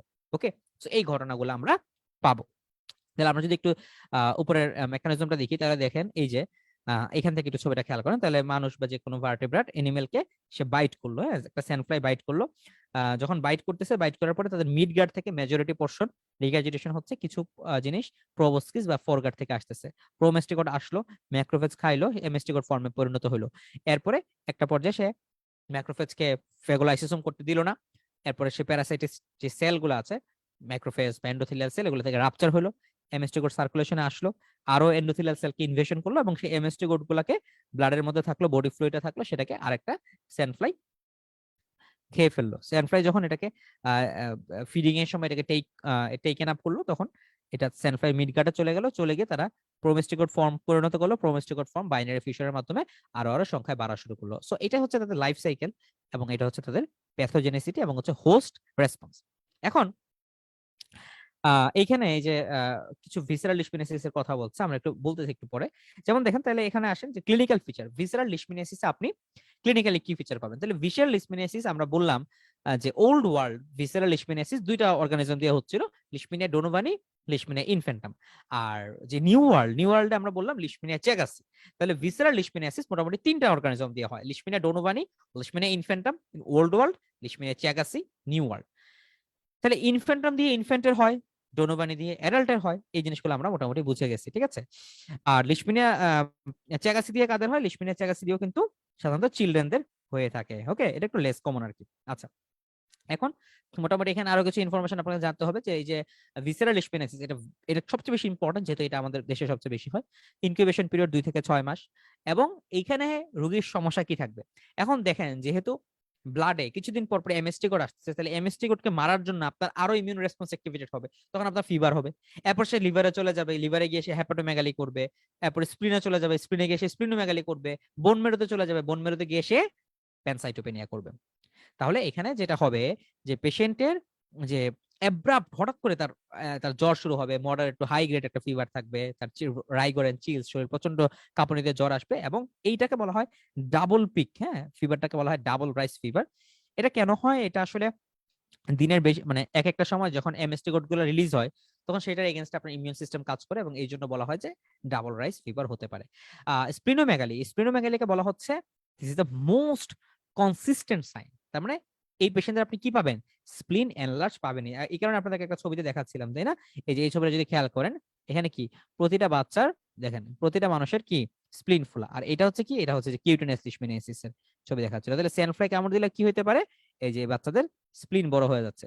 তাহলে এই হচ্ছে অবস্থা, যে বাচ্চাগুলো কালো কালো হয়ে যাবে এবং স্প্লিনটা এনলার্জ করে যাবে, এই যে স্প্লিনটা এনলার্জ করে যাচ্ছে। ওকে, সো আপনি ভিসেরাল লিশম্যানিয়াসিস দিয়ে সার্চ দিলেই পাবেন। আর এগুলো হচ্ছে কিউটেনাস লিশম্যানিয়াসিস, হ্যাঁ, শরীরে বিভিন্ন জায়গায় এরকম লেশন পাওয়া যাবে, মানে একটা রাউন্ড শেপের একটা লেশন, এন্ড সেই রাউন্ড শেপের লেশনে কিছু দাগ দাগ থাকবে, হ্যাঁ, মাঝখানের অংশটাতে একটু উঁচু নিচু থাকবে, এটাকে আমরা বলবো হচ্ছে কিউটেনিয়াস লিশমিয়াসিস। হ্যাঁ, এখানে দেখেন এই যে নাকের মধ্যে হচ্ছে। সো এরকম বেশ কিছু ঘটনা পাওয়া যাবে, আমরা দেখাবো আপনাদের কারো, ঠিক আছে? ওকে, সো আমরা আবার পড়াশোনাটা ফিরে আসি। তাহলে আমরা পাইলাম যে মোস্ট কনসিস্টেন্ট সাইন কোনটা? মোস্ট কনসিস্টেন্ট সাইন হচ্ছে স্প্লিনোমেগালি। তারপর হ্যাপাটোমেগালিও পাইতে পারেন। হ্যাপাটোমেগালি সাধারণত স্প্লিনোমেগালির পরে হ্যাপাটোমেগালি হয়ে থাকে। লিম্ফেডেনোপ্যাথি পেতে পারেন, সাধারণত আমাদের বাংলাদেশে লিম্ফেডেনোপ্যাথি পাওয়া যায় না, আফ্রিকাতে পাওয়া যেতে পারে। হাইপার পিগমেন্টেশন, এটা ইন্ডিয়ান সাবকন্টিনেন্টে বেশি পাওয়া যেতে পারে।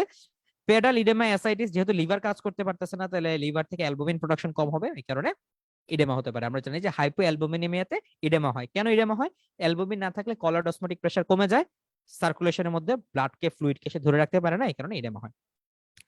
হ্যামাটোলজিক্যাল অ্যাবনরমালিটি, এক সেকেন্ড আমরা একটু গ্যাপ দিব।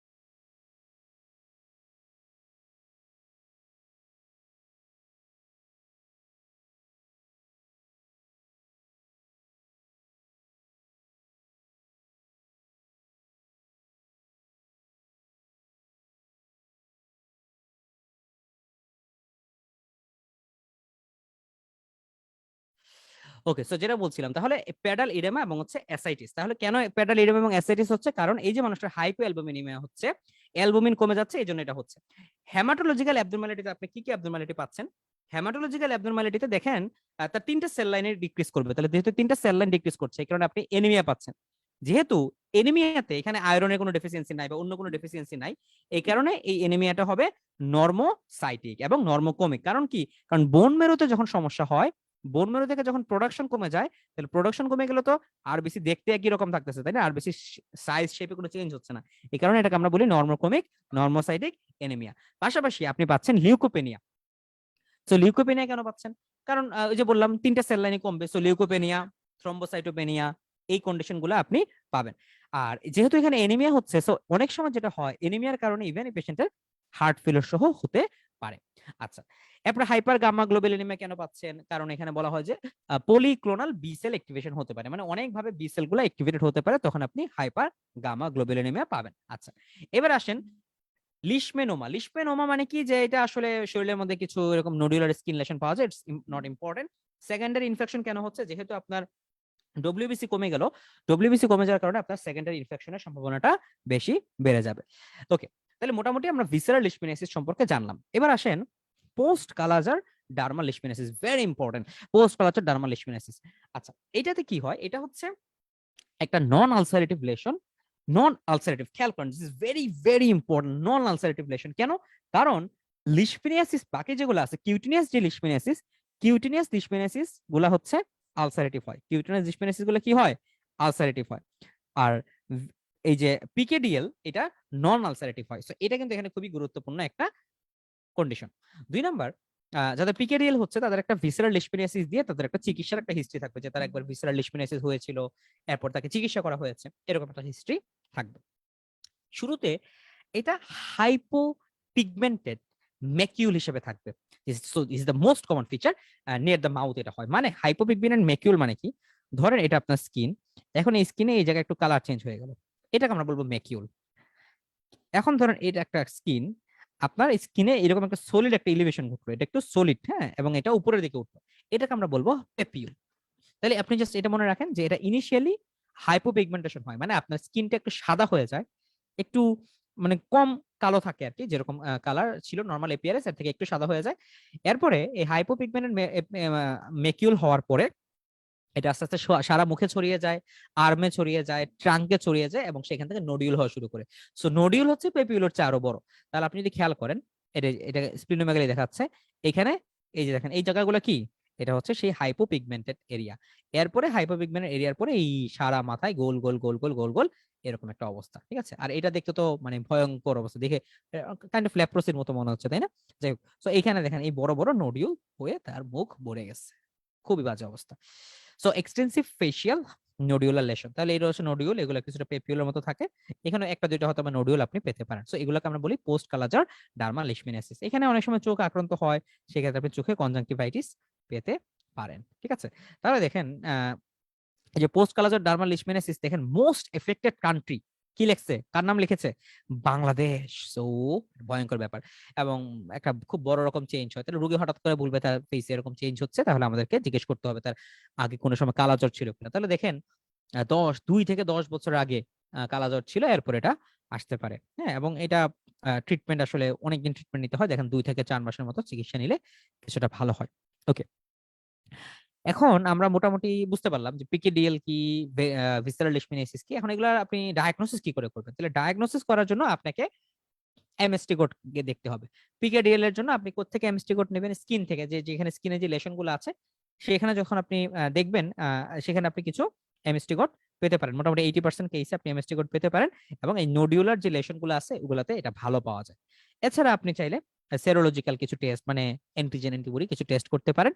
তাহলে আপনি ডিরেক্ট অ্যাগ্লুটিনেশন টেস্ট করতে পারেন, অথবা অ্যান্টিবডি টু RK39 অ্যান্টিজেন, এই টেস্টটা আপনি করতে পারেন, এগুলোতে করলে পজিটিভ পাওয়া যাবে। চিকিৎসা কি দিবেন? এই যে অ্যান্টিমোনিয়াল কিছু ড্রাগ আছে, যেমন হচ্ছে সোডিয়াম স্টিবোগ্লুকোনেট, সোডিয়াম স্টিবোগ্লুকোনেট এইটা পাওয়া যায়। এরপর হচ্ছে লাইপোজোমাল এমফোটেরিসিন বি, এই সমস্ত ড্রাগ এখানে দেওয়া যেতে পারে। হ্যাঁ, এগুলো আপনারা ফার্মাকোলজিতে কিছু আলোচনা করেছেন বা পড়বেন ইনশাল্লাহ। ওকে, সো এগুলা লাগবে না। এখানে এক লাইনে বলে দেই যে লিশমেনিয়াসিসের সাথে যদি আপনার এইচআইভি কো ইনফেকশন হয়, তাহলে ঘটনা কি হবে। এটা এটা হয়তো খুব বেশি ভালো পারলে লাগবে আপনাদের, এটা সাধারণত বিভিন্ন জায়গায় পরীক্ষাতে আসে নাই দেখলাম। তো একটা রোগীর যদি একই সাথে এইচআইভি এবং লিশমিনিয়াসিস থাকে, লিশমিনিয়াসিস কি করবে, যেহেতু ম্যাক্রোফেজকে মানে ম্যাক্রোফেজের ক্ষমতা কমায় দিচ্ছে, তাহলে বলতেছে যে লিশমিনিয়া এই লেটেন্ট এইচআইভি কে অ্যাক্টিভ করে দিবে। কেন? এটা একটা কারণ হচ্ছে যে লিশমিনিয়াসিসে CCR5 নামক একটা রিসেপ্টর সে হাই লেভেলে থাকে, যেটা ম্যাক্রোফেজে সে হাই লেভেলে এক্সপ্রেস করে, ওইটা এইচআইভি অ্যাক্টিভেশনের জন্য দায়ী, ঠিক আছে।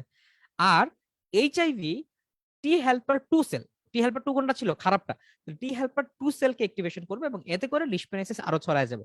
মানে লিশমেনিয়াসিস এইচআইভি কে অ্যাক্টিভেশন নিতে হেল্প করবে, এইচআইভি লিশমেনিয়াসিস কে আরো খারাপ হইতে, আরো এগ্রাভেট করতে সাহায্য করবে। তাহলে এই কথাটা আপনারা খালি মনে রাখতে পারেন, এটা মনে রাখলেই হলো।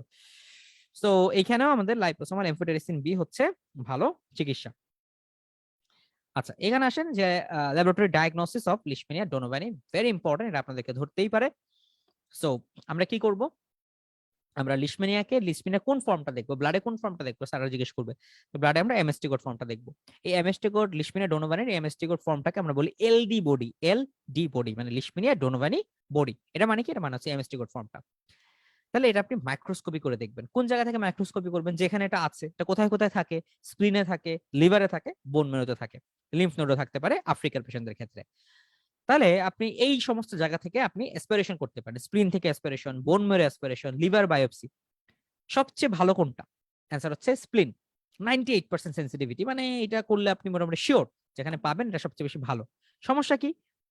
স্প্লিন এটা খুবই একটা ডেলিকেট একটা এরিয়াতে থাকে। স্প্লিন একটা হাইলি ভাস্কুলার অর্গান, ড্যামেজ হয়ে যেতে পারে, রাপচার হয়ে যেতে পারে, এই কারণে এক্সপার্ট হ্যান্ডের দরকার হয়। তাহলে স্প্লিনটা যদিও ভালো, আমরা সাধারণত করি না। তাহলে কোনটা করা হয় বেশি, সবচেয়ে বেশি? অ্যান্সার হচ্ছে বোন মেরু করা হয়। তাহলে আমরা কোন অ্যাসপিরেশন করি সবচেয়ে বেশি? বোন মেরু। কোনটা সবচেয়ে বেস্ট? স্প্লিন সবচেয়ে বেস্ট। বোন মেরু অ্যাসপিরেশন করার আগে আপনি চাইলে কিছু এভিডেন্স, সার্কামশিয়াল এভিডেন্স দেখি না, মনে করেন যে একটা জায়গায় খুন হয়েছে, খুন হলে রোগীর মানে খুনের আরো কিছু তথ্য পাওয়া যাবে, এগুলো বোঝার জন্য, তার এই সিমটম গুলো বোঝার জন্য আমরা আরো কিছু করি। কি করি? আমরা পেরিফেরাল ব্লাড ফিল্ম করি, আমরা প্যানসাইটোপেনিয়া পাইতে পারি, আরো কিছু অর্গান আমরা চাইলে দেখতে পারি। এছাড়া আপনি যে এই অংশগুলো দেখলেন সেখানে আপনি চাইলে কালচার করতে পারেন। কালচার করলে আপনি প্রোমেস্টিকট ফর্মও পাবেন। কেন? কারণ কালচার করলে এমেস্টিকট ফর্মটা চুপচাপ বসে থাকবে না, সে খাওয়া দাওয়া পেয়ে সে ভাববে ইয়েস ভালো কন্ডিশনে গেছি, এবার নিজেকে গ্রো করি, নিজেকে মেলে ধরি। তাহলে যখন আপনি কালচার করবেন তখন কালচারে প্রোমেস্টিকট ফর্ম পাওয়া যাবে। So this is very important. স্যাররা বলবে কালচারে কি পাবা, আপনি বলবেন কালচারে এমএসটিকট, একদম ফেল। তাহলে মাইক্রোস্কোপিতে এমএসটিকট, আর কালচারে খাওয়াই দাওয়ায় প্রোমেস্টিকট ফর্ম পাওয়া যাবে। কোথায় কালচার করা হয়? এন মিডিয়া, এটার পুরো নাম ধরবে একটু পরে, নামটা দেখাচ্ছি। এছাড়া আপনি চাইলে ইনডিরেক্ট কিছু এভিডেন্স খুঁজতে পারেন যে তার যে অ্যান্টিজেন, এর এগেইনস্টে কোনো অ্যান্টিবডি আসলো কিনা। আপনি সেরাম থেকে অ্যান্টিবডি খুঁজতে পারেন। কিভাবে খুঁজবেন? কমপ্লিমেন্ট ফিক্সেশন করে, অ্যালাইজা করে, অ্যাগ্লুটিনেশন টেস্ট করে, ইমিউনোক্রোমাটোগ্রাফি করে, এগুলো আপনি খুঁজতে পারেন। এর মধ্যে ইমিউনোক্রোমাটোগ্রাফি এটা খুবই ইজিলি করা যায়। এটাকে বলা হয় RK39 ডিপিস্টিক টেস্ট। ডিপিস্টিক টেস্টের মাধ্যমে এটাকে আমরা খুব ইজিলি ডায়াগনোসিস করতে পারি, এবং এটা মোটামুটি স্ক্রিনিং পারপাসে ইউজ করা হয়। এছাড়া হাইপার গামা গ্লোবিলিনেমিয়া বোঝার জন্য একটা এলডিহাইড টেস্ট আছে, এটাও আপনি চাইলে করতে পারেন। মলিকুলার মেথডে পিসিআর করে আপনি তার অবস্থা বুঝতে পারেন। লিশমিনের স্কিন টেস্ট করতে পারেন, প্যানসাইটোপেনিয়া দেখতে পারেন। সো মোটামুটি আমরা কিন্তু বলে ফেললাম কি কি হবে। তাহলে এই যে মাইক্রোস্কোপিতে বললাম যে লিশমিনের ডোনোমানি পাওয়া যাবে, এবং এটা গোল্ড স্ট্যান্ডার্ড মেথড। এখানে আমরা কিছু স্টেইন করি, লিশমিনিয়া স্টেইন, জিমসের স্টেইন, রাইট স্টেইন, সবগুলো করা যায়। কোন কোন এক্সপিরেশন করবেন এগুলো আমরা বলে ফেলেছি অলরেডি। সো এইখানে দেখেন এই যে তারা দেখাচ্ছে যে ওই যে অনেকগুলা এমএসটি কোড ফর্ম এখানে পাওয়া যাচ্ছে। হ্যাঁ, আর এটা কি লেঞ্জাগুলো আছে, this is promastigote form. Okay, so এই হচ্ছে কাহিনী। এরপর আসেন কালচার। কালচারে যে আপনি স্প্লিনিক স্যাম্পল বা বোন মেরো যে এক্সপিরেশন করলেন, এই স্যাম্পল থেকে আপনি এটাকে কোন মিডিয়াতে কালচার করলেন? এনএনএন মিডিয়া, মানে নভি ম্যাকনিল নিকল, বা Nicolle Novy MacNeal, Nicolle Novy MacNeal media, এই মিডিয়াতে আমরা এটা করে থাকি। হ্যাঁ, বা নভি ম্যাকনিল নিকল মিডিয়াতে আমরা এটা করে থাকি। করলে মোটামুটি এটা ভালো একটা ইয়ে পাওয়া যায়, রেজাল্ট পাওয়া যায়। সো এই হচ্ছে মোটামুটি ব্যাপার। কালচার আসলে কালচার থেকে লিশমিয়া ডোনোভানি বডি দেখা এটা ভালো বেশি। হ্যাঁ, এটা প্রায় 75% ক্ষেত্রে এটা পজিটিভ পাওয়া যেতে পারে। ঠিক আছে। ওকে, সো আমরা ছোট্ট একটু গ্যাপ নিব, নামাজের গ্যাপ। 15 মিনিট পরে ইনশাল্লাহ আমরা আবার ক্লাসটা শুরু করবো। ওকে, আপাতত আমাদের নামাজের গ্যাপ।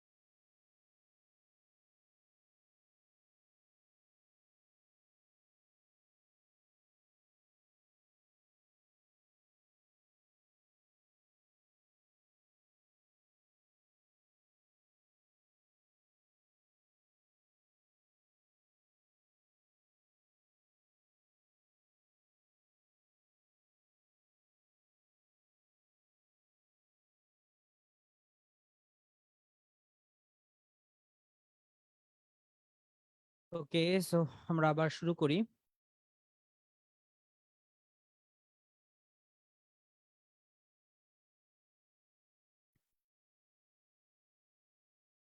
আচ্ছা, তাহলে আমরা বলছিলাম যে কালচারের কথা, কালচারটা 75% কেসে আপনি পজিটিভ পাচ্ছেন।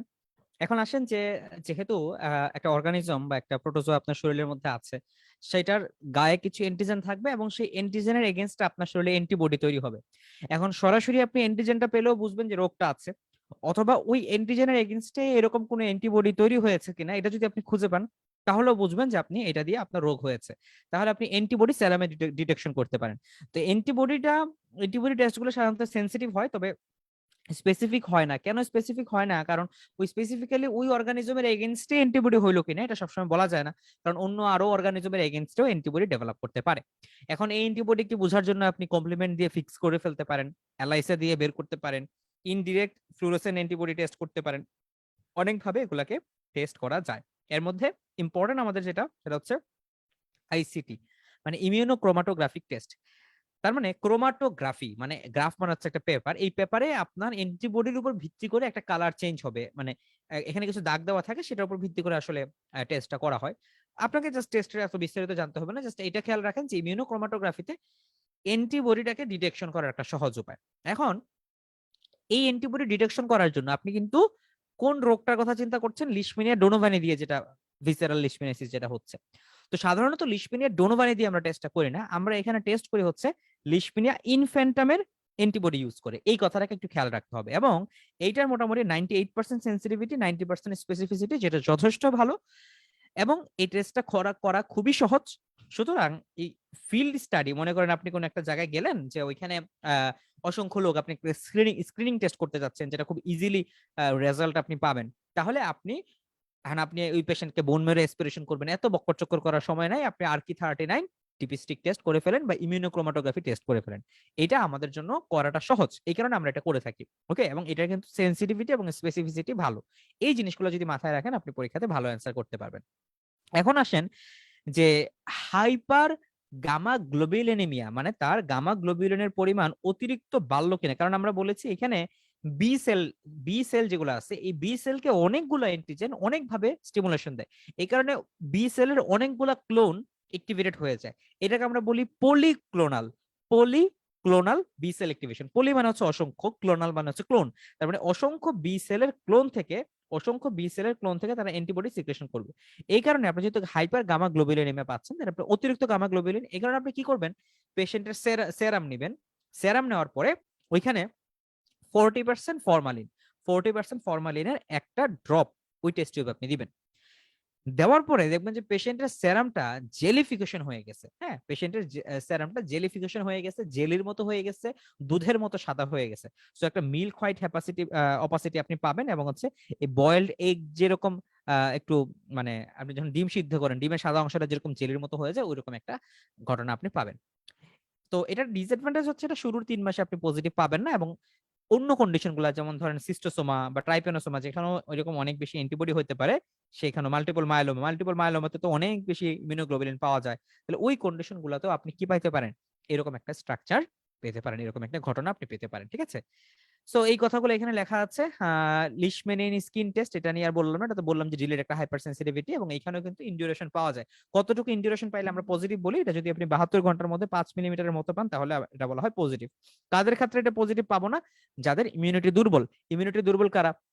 যেমন ধরেন হচ্ছে ইমিউনিটি দুর্বল হতে পারে, অথবা যারা ভালো হয়ে গেছে বা যাদের ইনফেকশনটা কম হয়েছে, যেমন এসিমটোমেটিক পারসন, ইনফেকশন কম। 2 নাম্বার কিউটিনাস লিশমিনিয়াসিস, এটা সেলফ হিলিং হয়ে গেল। ভিসেরাল লিশমিনিয়াসিস, যার ক্ষেত্রে আপনি ট্রিটমেন্ট করে ফেলেছেন, যার রিকভারি হয়ে গেছে, তার ক্ষেত্রে আপনি আসলে এই রেজাল্টটা আপনি কি হতে পারে, এই রেজাল্ট আপনি পজিটিভ পেতে পারেন। ঠিক আছে, মানে দুঃখিত, আমি একটা ভুল কথা বলেছি, উল্টা বলে ফেলছি। মানে যাদের ক্ষেত্রে সেল মিডিয়েটেড ইমিউনিটি ভালো আছে, যেহেতু ইমিউনিটি ভালো, সুতরাং ইমিউনিটি ভালো মানে কি, তার ক্ষেত্রে অলরেডি সেই অ্যান্টিবডি গুলো ডেভেলপ করে গেছে। এখন আপনি অ্যান্টিজেন দিলে সেই অ্যান্টিবডির প্রতি সেন্সিটিভিটি দেখাইতে পারে, এটা হচ্ছে কথা। আর পাবেন না, নেগেটিভ পাবেন কাদের ক্ষেত্রে, যাদের সেল মিডিয়েটেড ইমিউনিটি একদম দুর্বল, যেটা বলেছিলাম যে একটিভ ভিসেরাল লিশমিনিয়াসিস বা ডিফিউজ কিউটিনাস লিশমিনিয়াসিস। আমরা বলেছি যে যদি কোনো মানুষের ইমিউনিটি দুর্বল হয়, তখন তার মধ্যে রোগটা ছড়ায় যায় বেশি। এই কারণে যার মধ্যে রোগটা বেশি ছড়ায় গেছে, একটিভ ভিসেরাল লিশমিনিয়াসিস অথবা ডিফিউজ কিউটিনাস লিশমিনিয়াসিস, তাদের ক্ষেত্রে আপনি এই ঘটনাটা পেতে পারেন, ঠিক আছে। সো এটা আমি একটু প্রথমে একটু স্লিপ অফ টাং হয়ে গিয়েছিল। নন স্পেসিফিক টেস্টের মধ্যে প্যানসাইটোপেনিয়া পাওয়া যায়, বিশেষ করে এনিমিয়া পাওয়া যায়। এনিমিয়ার দুইটা কারণ আপনাকে অবশ্যই বলতে হবে। এনিমিয়ার একটা কারণ হচ্ছে বোন মেরু, 2 নাম্বার কারণ হচ্ছে এই যে অর্গানিজম গুলা যে আমাদের ব্লাড সেলকে আক্রমণ করতে পারে সেটা একটা, তাহলে আরবিসি ডিস্ট্রাকশন, অথবা হচ্ছে স্প্লিনিক ডিস্ট্রাকশন, স্প্লিন যেহেতু বড় হয়ে যাচ্ছে তাহলে স্প্লিনেও ডিস্ট্রাকশন হচ্ছে, এই কারণে আপনি এনিমিয়া পেতে পারেন, ঠিক আছে। ওকে, সো মোটামুটি আমরা ইম্পর্টেন্ট জিনিসগুলো বলে ফেলেছি। এবার আসেন লিশমিনিয়া ট্রপিকা, মানে কিউটিনাস লিশমিনিয়াসিস যারা করে। সো লিশমিনিয়া ট্রপিকা কমপ্লেক্সের মধ্যে কারা কারা পড়লো? লিশমিনিয়া ট্রপিকা, লিশমিনিয়া এথোপিকা, লিশমিনিয়া মেজর, এরা সবাই কি করে ওল্ড ওয়ার্ল্ড কিউটিনাস লিশমিনিয়াসিসের জন্য দায়ী, ঠিক আছে, এগুলো আমরা জানি, এগুলো আপনাদের লাগবে না। এগুলোকে বলা হয় ওরিয়েন্টাল সোর, এবং এইখানে দেখেন এই যে সোরটা হবে একটা খুব সুন্দর বর্ডার, বর্ডারের মধ্যে এখানে উঁচু উঁচু কিছু অংশ থাকবে, ঠিক আছে, এই যে এখানেও তার হয়েছে। তো এগুলোকে আমরা বলি হচ্ছে লিশমিনিয়া কিউটেনিয়াস লিশমিনিয়াসিস। তো কিউটেনিয়াস লিশমিনিয়াসিস এটা ফেসে হতে পারে, হ্যান্ডে হতে পারে, এবং এটা কিন্তু আলসারেটেড লেশন। তাহলে পিকেডিএল এটাও ফেসে হবে, কিউটেনিয়াস লিশমিনিয়াসিস এটাও ফেসে হবে। পার্থক্যটা কি হচ্ছে? পিকেডিএল এ আলসারেশন থাকবে না, আর কিউটেনিয়াস লিশমিনিয়াসিস আলসারেশন থাকবে, ঠিক আছে। এই কিউটেনিয়াস লিশমিনিয়াসিসটাও পেপিউলার মতো হবে, প্রায় একটু বড় হয়ে নোডিউলার হতে পারে, এবং এরপর এটা আলসারেটেড হয়ে যাবে, ঠিক আছে। এবং সাধারণত এখানে পেইন টেইন তেমন থাকে না, এই কথাগুলো খেয়াল রাখলেই হবে। আর হচ্ছে এখানে আপনি এমএসটি কোড পেতে পারেন। ওকে, এরপরে এখানে ওভারঅল কিছু চিকিৎসার কথা বলেছে, আমরা যদি চিকিৎসাগুলো একটু দেখি, যে কারেকশন অফ প্যানসাইটোপেনিয়া আপনাকে করতে হবে, এটা একটা সাপোর্টিভ চিকিৎসা, যেহেতু প্যানসাইটোপেনিয়া হচ্ছে আপনি ব্লাড ট্রান্সফিউশন দিলে তার সবগুলা সেল লাইন আপনি ঠিক করে ফেলেন। এখন এন্টি লিশমিনিয়াল ড্রাগের ক্ষেত্রে আপনি কি দেই? এখানে বলা হচ্ছে পেন্টাভ্যালেন্ট এন্টিমোনিয়াল, মানে লিশমিনিয়ার এগেনস্টে কাজ করতেছে। সো এইখানে চয়েস অফ ড্রাগ, আগে বিভিন্ন ক্ষেত্রে চয়েস অফ ড্রাগ হচ্ছে সোডিয়াম স্টিবোগ্লুকোনেট, বাট সোডিয়াম স্টিবোগ্লুকোনেটের অনেক বেশি সাইড ইফেক্ট আছে, বিশেষ করে কার্ডিয়াক সাইড ইফেক্ট অনেক বেশি। এই কারণে সোডিয়াম স্টিবোগ্লুকোনেটটাকে এখন ফার্স্ট লাইন হিসেবে ধরা হয় না। তাহলে আগে ফার্স্ট লাইন হিসেবে কি ছিল? সেটা হচ্ছে সোডিয়াম স্টিবোগ্লুকোনেট। তবে এখন আমাদের যেটা ফার্স্ট লাইন সেটা হচ্ছে লাইপোজোমাল এমফোটেরেসিন বি। আমাদের মনে রাখতে হবে এখন ফার্স্ট লাইন কোনটা, এখন ফার্স্ট লাইন হচ্ছে লাইপোজোমাল এমফোটেরেসিন বি। ওকে, সো এই কথাটা এই যে খেয়াল রাখতে হবে যে এমফোটেরেসিন বি যেটা, এটাকে আমরা বলতে জাস্ট এমফোটেরেসিন বি বলতে হবে, বি বললেও সমস্যা, এটা যথেষ্ট নেফ্রোটক্সিক। তাহলে নেফ্রোটক্সিসিটি কমানোর জন্য আমরা এটাকে লাইপোজোমাল ফর্মে ইউজ করি, এটাকে বলা হয় লাইপোজোমাল এমফোটেরেসিন বি, এবং এটা কিন্তু মোটামুটি ফার্স্ট লাইন হিসেবে ইউজ করা হচ্ছে বিশ্বের বিভিন্ন দেশে। ওকে, বাংলাদেশেও এটাকে ফার্স্ট লাইন হিসেবে ধরা হয়। এছাড়া এবং এটা কিন্তু আপনি যে মিউকো কিউটেনিয়াস লিশমিনিয়াসিস এটা ইউজ করতে পারবেন। ওকে, আচ্ছা, এই যে লিপিড ফর্মুলেশন, হ্যাঁ লিপিড ফর্মুলেশনটা আমরা ইউজ করি, এটার সাইড ইফেক্টটা কম। এছাড়া আপনি প্যারামোমাইসিন ইউজ করতে পারেন, এটা একটা অ্যামিনোগ্লাইকোসাইড অ্যান্টিবায়োটিক, সো এটাও কিন্তু একটা অ্যামিনোগ্লাইকোসাইড, কিন্তু একটু নেফ্রোটক্সিস হয়ে থাকে। মিল্টেফোসিন চাইলে আপনি ইউজ করতে পারেন, মিল্টেফোসিন আপনি পিকেডিওলও ইউজ করতে পারেন। ওকে, সো এই হচ্ছে কথা, আমাদের আর এখানে কিছু বলার নেই। নিউ ওয়ার্ল্ড লিশমিনিয়াসিস নিয়ে আপনার এত কিছু জানা না জানলেও হবে। এখানে দেখেন মিউকোকিউটেনাস লিশমিনিয়াসিসে একজন মানুষের কি হয়েছে? নেজাল ব্রিজটা ডিস্ট্রাকশন হয়ে গেছে, তাই না? ভয়ঙ্কর অবস্থা। ওকে, সো এটা একটু খেয়াল রাখতে হবে যে মিউকোকিউটেনাস লিশমিনিয়াসিসে এগুলো ঘটতে পারে, যে নেজাল কলাপস ঘটতে পারে, এটাকে বলা হয় ট্যাপির নোজ।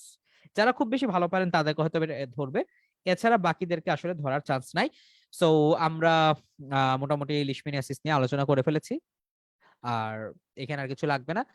এরপরে ক্লাসে আমরা ইনশাআল্লাহ আলোচনা করবো ট্রাইপেনোসোমিয়া নিয়ে। সো আপনাদেরকে যদি লিশমিনিয়াসিস থেকে কোশ্চেন ধরে, আপনাদেরকে সরাসরি কোশ্চেন ধরতে পারে, অথবা সিনারিওতে বলতে পারে একটা মাইমেনসিং এর একটা লোক আসলো তোমার কাছে, অনেক দিনের জ্বর, হ্যাপাটোমেগালি, স্প্লিনোমেগালি, বারবার ইনফেকশন হচ্ছে, দিনে 2বার করে জ্বর আসে, তুমি কি চিন্তা করবা? এরকম টাইপের, এরকম প্যাটার্নে আপনাকে কোশ্চেনটা করতে পারে। সাধারণত বাংলাদেশে যেহেতু কালাজ্বর কমন, মানে কালাজ্বর বলতে জাস্ট ভিসারাল লিশমিনিয়াসিসটা কমন, সো আমাদের টিপিক্যাল কোশ্চেন গুলো কালাজ্বর থেকে হবে। এবং কালাজ্বরে হ্যাপাটোস্প্লিনোমেগালি পাওয়া যায়, ম্যালেরিয়া এবং কালাজ্বর, ম্যালেরিয়া কালাজ্বর এই দুইটাতে কিন্তু অনেক সময় বলা যায় যে মেসিভ স্প্লিনোমেগালি বা হ্যাপাটোস্প্লিনোমেগালি পাওয়া যেতে পারে। এই কারণে ম্যালেরিয়া কালাজ্বর এই দুটোকে অবশ্যই বলতে হবে। এটা মেডিসিনের পরীক্ষাতে আপনাকে জিজ্ঞেস করবে যে হ্যাপাটোমেগালি বা হ্যাপাটোস্প্লিনোমেগালির কজ কি কি, তখন কিন্তু আমাদেরকে বলতে হবে, ঠিক আছে।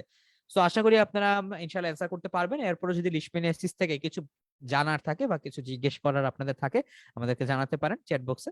সো সেই পর্যন্ত ভালো থাকেন সবাই, আমাদের পরবর্তী ক্লাস হবে ইনশাআল্লাহ ট্রাইপেনোসোমিয়া নিয়ে, ঠিক আছে। আসসালামু আলাইকুম রহমতুল্লাহ, আল্লাহ হাফিজ।